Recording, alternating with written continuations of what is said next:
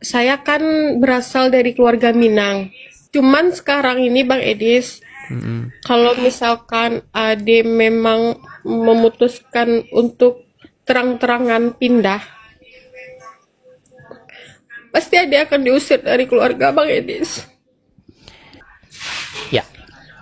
Halo Adi Susanti, Muslimah atau Kristen? Lahirnya di keluarga Muslim. Lahirnya di keluarga Muslim. Maksudnya gimana itu? Muslim, KTP Muslim. KTP Muslim, bapak dan ibu Muslim. Muslim. Coba saya masih bingung ini, lahirnya di keluarga Muslim. Ada apa dengan statement ini? Coba perjelas dulu biar kami dengar, silakan. Iya kan, saya Islam. Cuman 2 tahun terakhir ini banyak belajar tentang Kristen. 2 tahun terakhir belajar tentang Kristen. Lalu? Ya gitu, sekarang nih hatinya tuh udah bukan di Islam lagi. Selamat. Baik. Tapi gini, di sini nggak boleh asal-asal klaim, nggak boleh. Berapa tahun berarti jadi orang Islam? 33 tahun. 33 tahun. Coba bacakan dulu surat di dalam Al-Quran, terserah surat apa saja. Supaya kami percaya bahwa memang betul-betul Islam. Silakan. Bismillahirrahmanirrahim. Alhamdulillahirabbil alamin. Ar-Rahmanirrahim. Maliki yaumiddin. Iyyaka na'budu wa iyyaka nasta'in. Ihdinas siratal mustaqim. Siratal ladzina an'amta 'alaihim ghairil maghdubi 'alaihim waladdallin. Amin. Itu Al-Fatihah. Nah, coba surat yang lain. Qul a'udzu birabbin nas, malikin nas, ilahin nas, min syahril waswasil kannas, allazi yuwaswisu fi sudurin nas, minal jinnati wan nas. Sah. Ada lagi? Udah cukup. Coba dong Kak Ade berbagi cerita dong. Gimana jalan ceritanya kok bisa akhirnya meninggalkan agama Islam? Sebetulnya meninggalkan secara utuh belum, karena sekarang ini kan saya sering belajar Kristen, beberapa kali juga ikut ibadah ke gereja. Oke. Diam-diam ini Bang Edis. Diam, tapi kok di sini nanti pasti ketahuan. Berarti kalau sekarang nih ketahuan ya udah berani ambil resiko. Oke, siap, mantap gitu dong. Artinya gini, Undang-Undang Dasar 1945 itu menjamin hak dan kebebasan orang beragama dan berkeyakinan. Begitu, dijamin oleh Undang-Undang Dasar. Begitu. Nah, terus kira-kira nih hal-hal esensial apa begitu yang membuat Kak Ade akhirnya on the way menuju Kristen, walaupun belum jadi Kristen, belum? Udah dibaptis belum? Belum. Masih on the way ya? Apa kira-kira? Hal esensial apa kira-kira? Karena banyak hal yang saya pelajari di Islam itu merugikan perempuan semua rata-rata. Merugikan perempuan. Misal? Contohnya aja kayak si suami bisa menikah selama 4 kali. Berpoligami. Bahkan boleh mencari istri-istri kalau dengan duit mereka, boleh? Ya, terus kemarin kebetulan Nade kan juga bercerai sama suami Bang Edis. Jadi ada sekilas lewat di beranda Ade kan, kalau laki-laki yang sudah menceraikan perempuan di Islam boleh dipakai lagi asal jerihnya itu dibayar. Waduh. Sungguh ngeri sedih. Oke, lalu apa-apa lagi? Ya kebanyakan itu masa di Al-Quran atau di hadis dijelaskan bagaimana kita berhubungan intim. Oh iya, ada juga itu. Ya, di hadis ya. Jadi, saya tahulah Anda begitu emosional. Tapi begini Kak Ade, percayalah bahwa yang seperti Anda ini banyak. Kalau kemarin nonton di channel-channel saya, dan saya rasa di antara 14.600 ini banyak juga yang senasib dengan Anda. Begitu, bagaimana wanita diperlakukan tidak adil seperti itu. Bagaimana wanita itu dianggap otaknya itu separuh, akalnya itu separuh. Bagaimana wanita itu dikelompokkan bersama dengan anjing dan juga keledai, membatalkan sholat. Bagaimana perempuan itu kalau disentuh jadi batal sholatnya. Seolah-olah perempuan itu seperti najis, seperti kotoran. Begitu. Kenapa perempuan kalau tersentuh kok langsung batal? Kalau laki-laki enggak, kenapa? Begitu. Belum lagi sekarang kan mereka bilang mereka yang ahli agama, seorang ustadz, seorang buya, kebanyakan di pesantren-pesantren malah mereka itu pelaku pencabulan. Betul. Itu jumlahnya sangat banyak. Saya masih ingat Kak Ade, zaman saya masih kecil dulu, masih belum tahu apa-apa. Ya saya juga nggak ngerti itu apa gitu. Ada di kampung halaman saya itu Pak Haji, pemilik pondok. Ya, pemilik pondok di penjara gara-gara kasus seperti itu. Saya masih kecil itu, saya belum ngerti. Karena yang ngomong tuh kakak-kakak kelas saya itu, bapaknya si Anu di penjara katanya. Gara-gara apa? Gara-gara mencabuli santri-santri. Saya nggak ngerti apa itu mencabuli itu apa, namanya masih anak-anak kan. Setelah saya dewasa saya tahu, oh begitu ceritanya. Itu zaman dulu sampai detik ini. Ya, pondok pesantren, santri di ini kan, aduh banyak sekali seperti itu. Tapi mau gimana? Saya pernah mendengar satu video ya di berita nasional.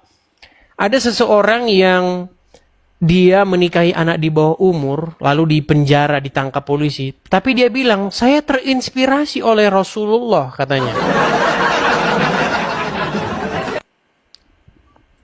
Ya, memang seperti itulah ya. Artinya, ini adalah sebuah fakta. Gitu.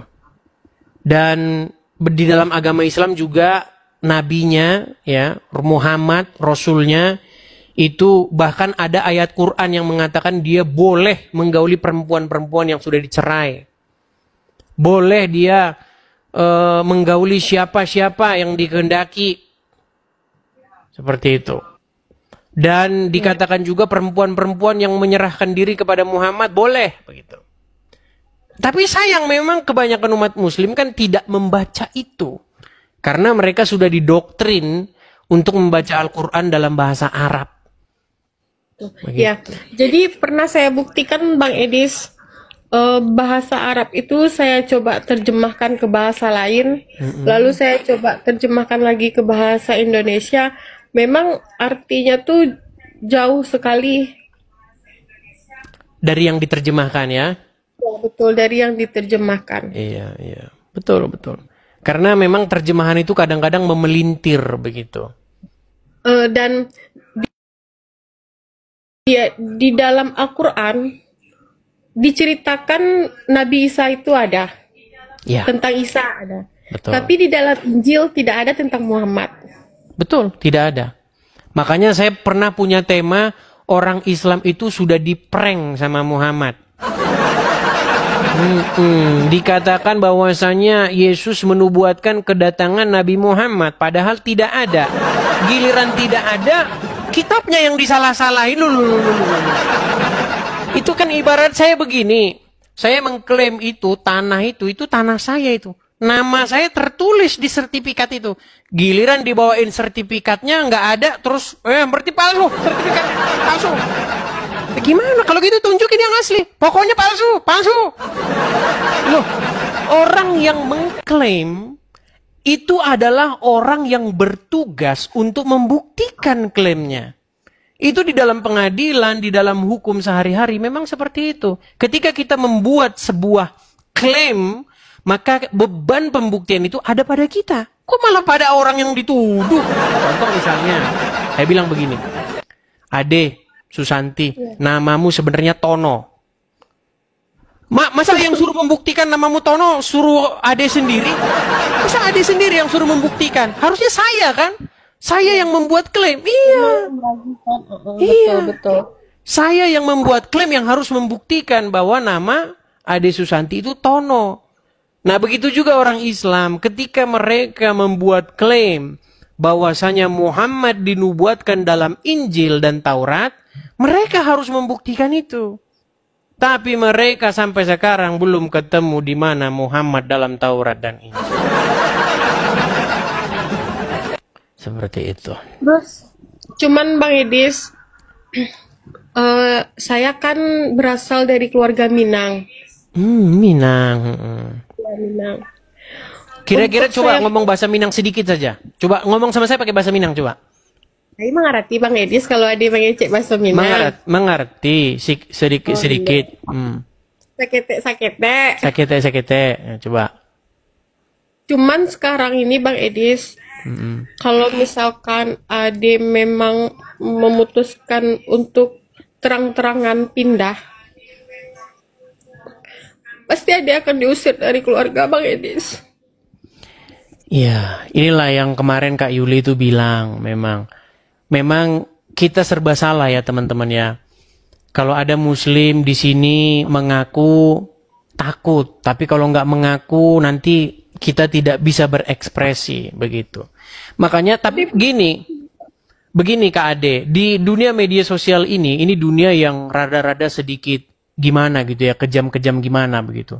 Seperti kita ngobrol ini, itu sudah banyak nanti yang mengupload, ya kan, menjadikan kita ini sebagai bahan konten mereka dan mereka mendapatkan iklan begitu.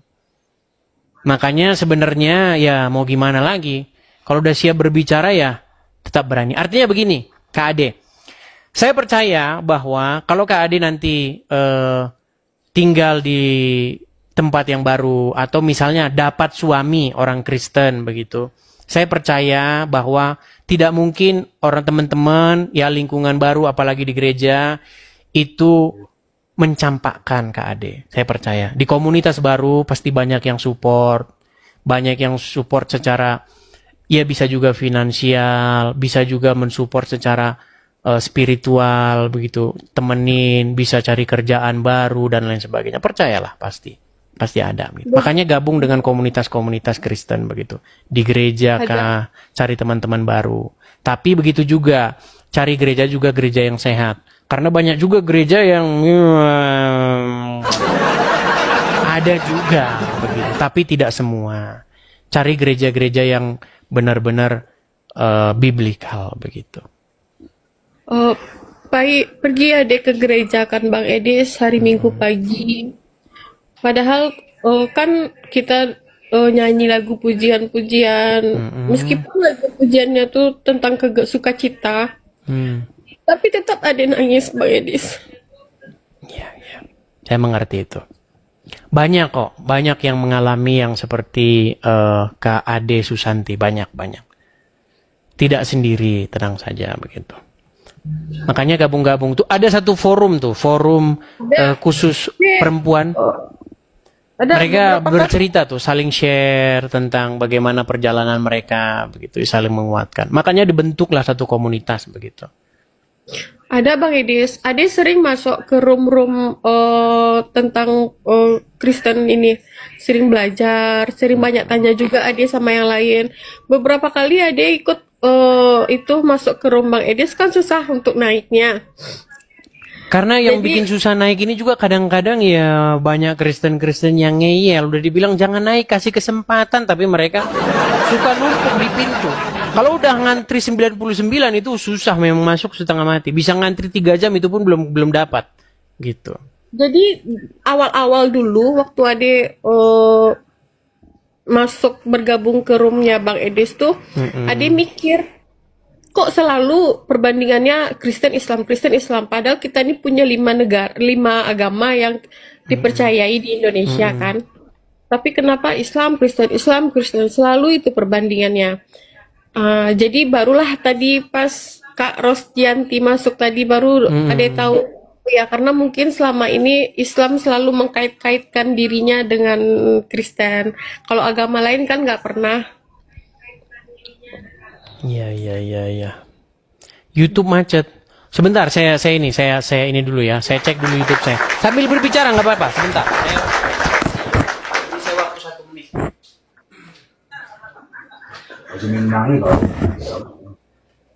Ya.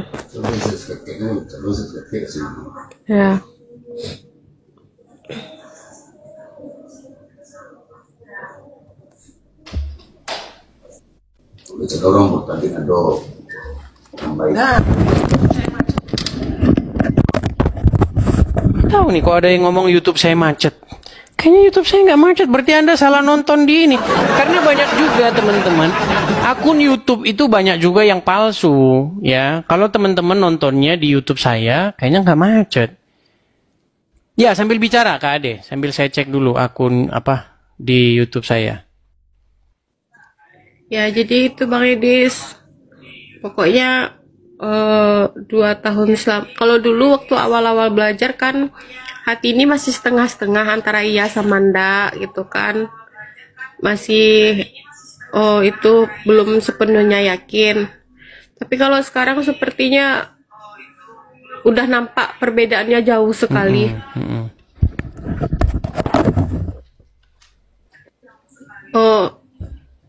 Pernah didengar kata-kata orang Islam nih jual agama lebih gampang.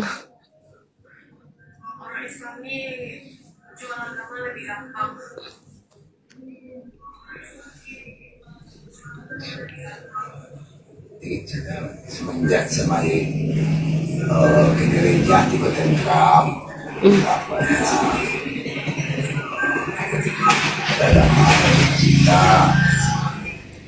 Nyanyi Minang Kak De nak pandai ada nyanyi doh.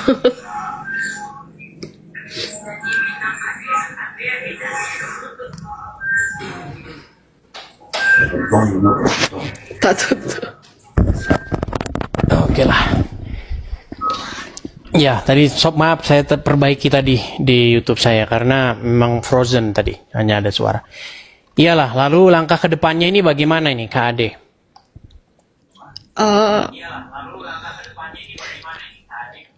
Yang pasti untuk sekarang Ade itu aja dulu Bang Edis, mantapkan iman Ade dulu. Oke.